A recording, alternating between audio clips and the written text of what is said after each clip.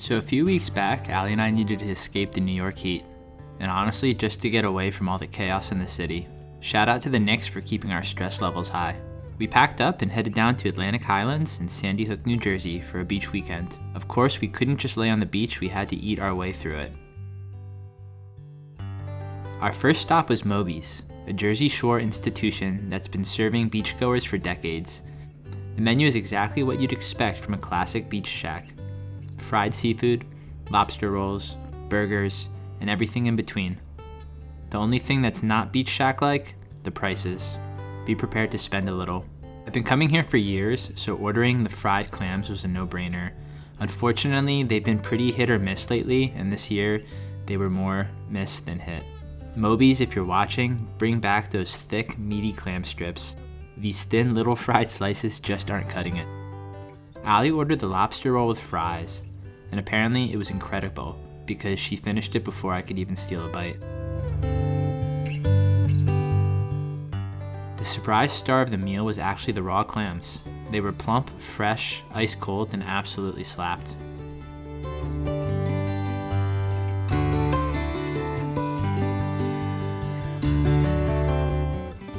And of course, we had to order oysters. These were Delaware Bay oysters from New Jersey, and honestly, they just weren't doing it for us. Not very briny, and they weren't even served over ice. Safe to say we wouldn't be ordering those again.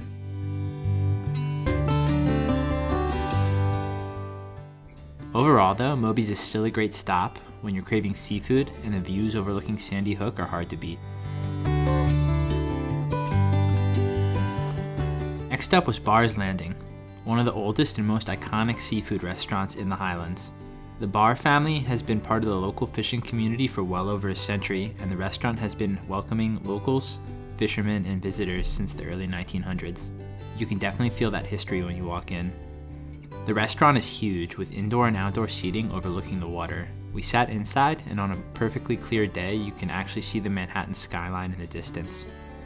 The menu leans heavily into fresh local seafood, with everything from classic fried platters and chowders to tuna, crab cakes, lobster, and oysters.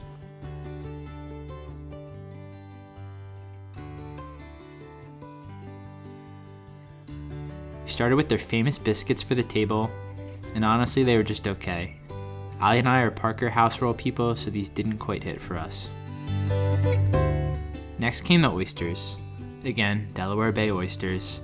They were definitely an improvement over Moby's, since they were actually served over ice and had a little more salinity, but they weren't that memorable. The clams casino though, those were really good.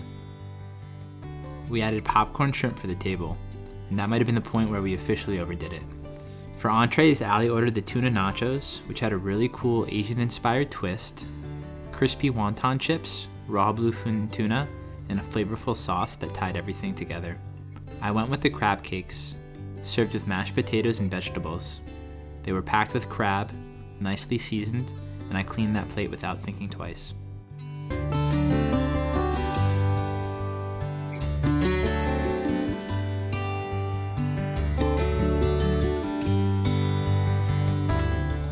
Our final stop was Mule Tavern, located right on Sandy Hook at the northern tip of the peninsula. The building has recently been renovated into a modern waterfront tavern, giving visitors one of the best places to grab food and drinks without leaving the park.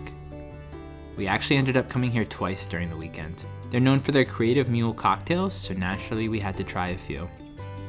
And they definitely lived up to the hype. For appetizers, we ordered the ceviche tostada, which was super fresh, bright, and packed with flavor. The fried calamari, pretty average. Allie ordered the lobster mac pizza, but somehow ended up with just lobster mac and cheese, no pizza. She still loved it, so I guess it all worked out. I ordered the burger, but thanks to a few server mix-ups, shout out to Nikki Numchucks, I never got a chance to film it. Luckily, we came back another day. This time I remembered to record, so here's their signature Lighthouse burger. Solid burger. We also tried the arugula pesto pizza and the grilled tuna tacos, both of which were really enjoyable. Overall, Mule Tavern is a fun place to hang out.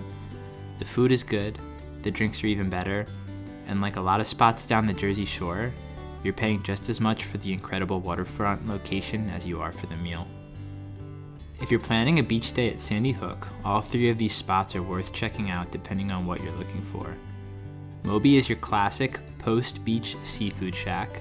Bars is the historic seafood destination with great waterfront views. And Mule Tavern is where we'd go to relax with a drink, catch the sunset, and end the day. Thanks for shucking out of the city with us. If you enjoyed the video, hit that like button, subscribe to Shuckin' the City, and let us know in the comments where we should eat next. Until next time, keep shuckin'.